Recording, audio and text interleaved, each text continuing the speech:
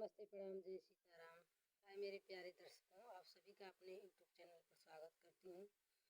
और जितना भी यूट्यूब चैनल के माध्यम से हमके देख रहल बाने श्रोतागण, आप सभी लोगन के चरण छू के प्रणाम करत हूँ। हमार प्रणाम स्वीकार होके एक बार प्रेम से बोलिए हर हर महादेव की जय।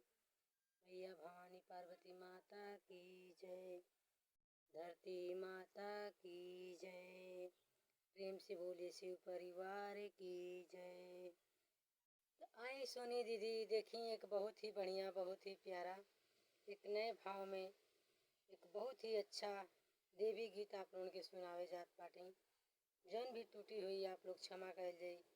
अगर ये देवी माता का गीत आप लोगन के पसंद आई तो आप लोग जरूर से हमके सपोर्ट कर जाइए और कमेंट में जरूर से बतावल जाई कि आप लोगन के गीत कैसन लागल है।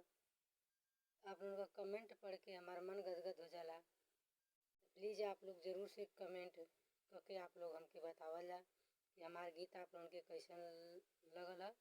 और हमारे वीडियो को शेयर, लाइक और सब्सक्राइब कीजिए, आप लोग सपोर्ट कीजिए। तो आइए सुनिए इस गीत को। सोनी मैया राजा